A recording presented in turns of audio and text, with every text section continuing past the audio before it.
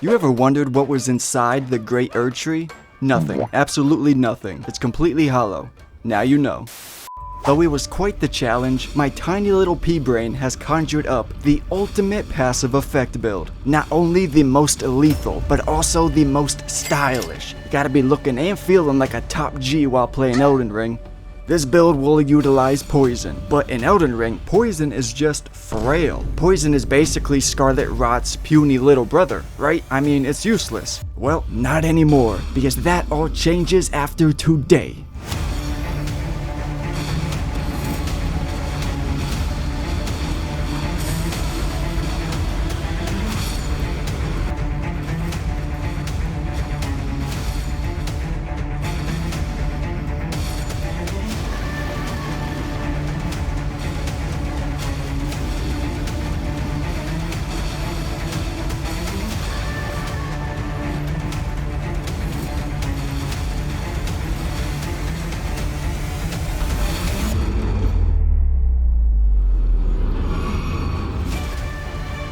Because today I give you Poison's big fat girlfriend, who is here to fight for his manhood. Her name is Deadly Poison. Oh yeah, baby, Deadly Poison is faster and more lethal than regular poison. The best way to proc this are the venomous fangs. And from there, we'll be adding so much more to this setup to make it a complete, devastating build that makes fighting bosses just too damn easy. Turns everything into straight mashed potatoes. So let's jump right in to Act 1. Of course, a strong, unique build needs a good name to go with it. So today, I present to you the Lizard's Lick. What? That's not a cool name? Come on, man. So yeah, the Venomous Fangs. These little dudes come equipped with deadly poison. And I'll explain it more later in the video, but for now, just know that Deadly Poison is basically regular poison's big fat girlfriend, like I said before. She is very strong, but gets tired and runs out of breath easily.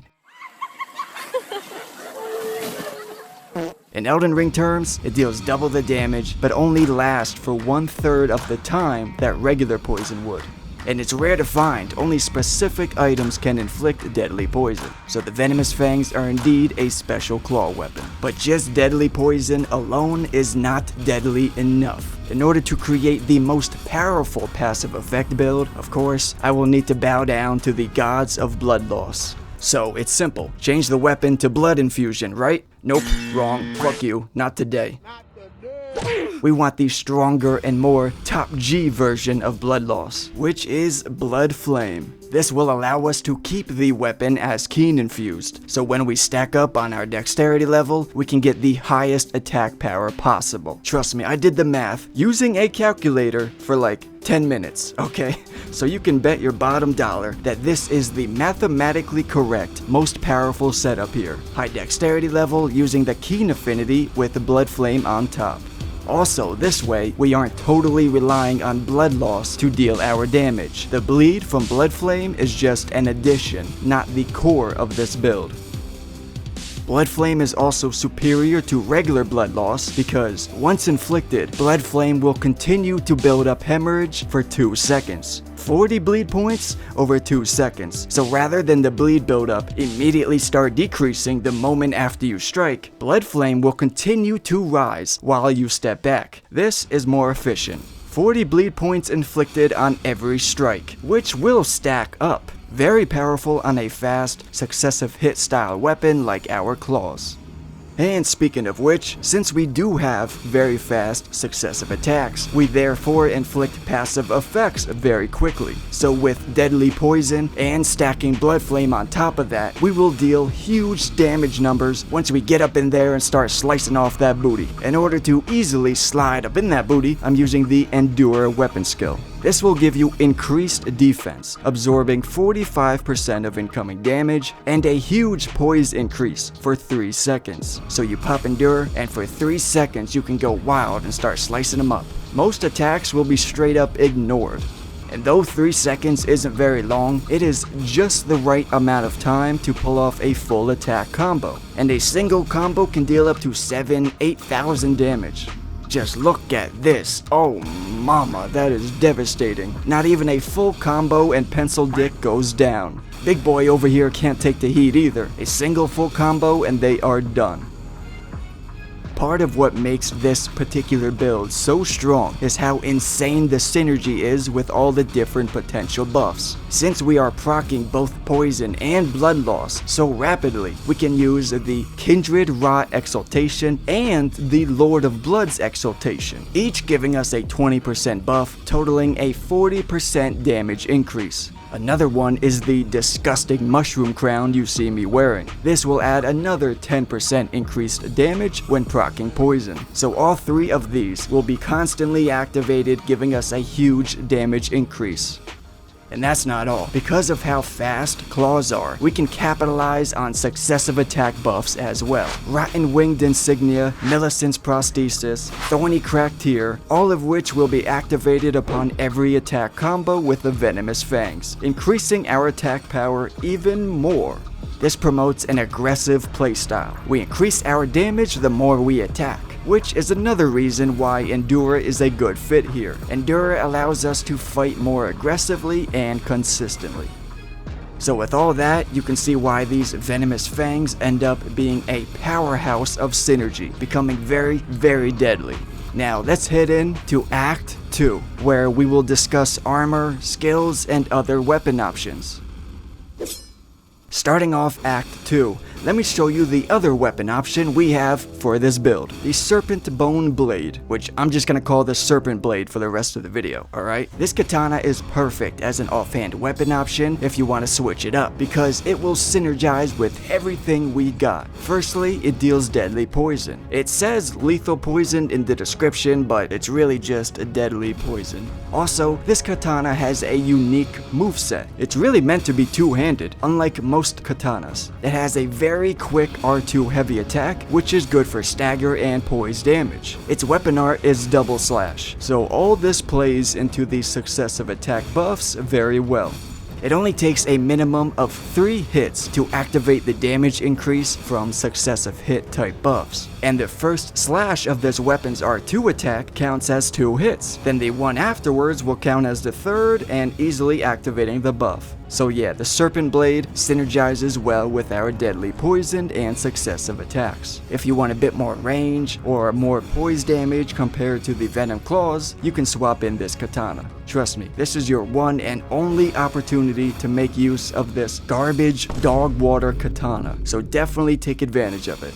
The katana is good for roaming around and taking down smaller, non-boss enemies out in the world. Even though it seems like proccing poison on enemies like this isn't very effective because they have such small health bars, it's still valuable to us because proccing the poison will activate the buffs on our helmet and Rot Exaltation Talisman, giving us a big damage boost. So we got the Venomous Fangs as boss killers, our boss cheek clapper redos, then we got the Serpent Blade for roaming and poning. Roaming the world and poning these little scrubber-dub-dubs. I ended up using the Endure weapon art, but I got some other Ash of War weapon skill options that you might like and prefer. Impaling Thrust. This can be great for extra poise damage, breaking through guard, a fast medium range attack. Then we got Lifesteal Fist. This is a cool option here you can use if you want. And Storm Stomp can work here too, especially in PvP. Another option is Beast Roar, because it is meant for dexterity builds such as this, and gives us a long range attack option. Having that range can be helpful. But like I said, in the end, I found that Endure helped me out the most overall. I was pondering using something with the Poison Mist weapon art, but the thing is, we don't want anything that's regular poison, because if you proc regular poison on top of the deadly poison, it will override it, which is less damage. So only deadly poison here. Let me just quickly explain to you what's going on here. So deadly poison deals twice as much damage as regular, but only lasts 1/3 of the time. So technically, if left to its full duration, regular poison will end up dealing more damage. But that's irrelevant because, first of all, we can easily inflict deadly poison over and over. Secondly, doing this will allow us to continually activate our poison buffs, such as the lovely Mushroom Crown and the Rot Exaltation, more frequently. So deadly poison gets the win here. Hold up, hold up.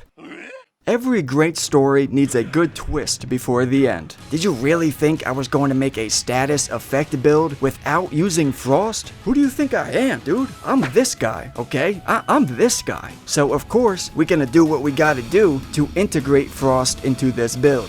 For this setup, we'll be using a second claw weapon in our left hand with the cold infusion. And then now we can finally use blood infusion on our Venom fangs. So we got deadly poison and blood loss, and then frost. Plus, the second claw is rocking the Hoarfrost Stomp Ash of War. This is to swap over quick, mid-fight, and pop off a couple stomps, which will usually complete the frost buildup and inflict it. With this, we still proc our deadly poison pretty easily, and blood loss is a guarantee, so we have all three status effects working in combination. Against certain enemies more vulnerable to frost, this is a great option.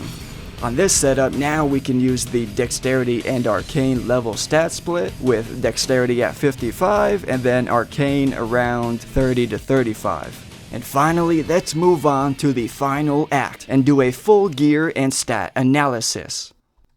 Fortunately, the venomous Fang can be found very early in the game, within the abandoned cave in 𝘾𝙬𝙬. Way towards the end of the cave, you can climb up a dead Iron Maiden's body, which will lead you to the item. The Serpent Blade is also pretty easily obtained. You simply must complete the second letter quest in Volcano Manor from Tanith. So I tried and experimented using Keen Affinity with Bloodflame, focusing on Dexterity, or simply using the Blood Affinity with a Dexterity and Arcane stat split. And though the Blood Infusion with Arcane will grant you a much higher status buildup on your Poison and Bleed, it will drastically lower attack power. So Keen Affinity using Bloodflame will give us the highest damage output, with plenty enough Poison and Bleed buildup. The extra status buildup points you get with the Blood Affinity is just not worth it. Also, like I said before, this way we aren't completely relying on blood loss for a majority of our damage.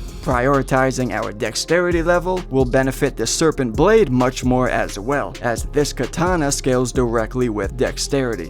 I'm using the giant sacred seal because it only has a 14 faith level stat requirement, so that's fine. The disgusting mushroom crown. Using the white mask is pretty much the same damage buff. Both helmets increase your damage by 10% for 20 seconds. So you can use the white mask instead, just the same, but I recommend the mushroom crown for two reasons. Firstly, because we have a higher chance of proccing poison between our two weapons. The poison buildup is higher than our bleed buildup. And secondly, because this random dude left a comment one time saying, "White mask is cringe."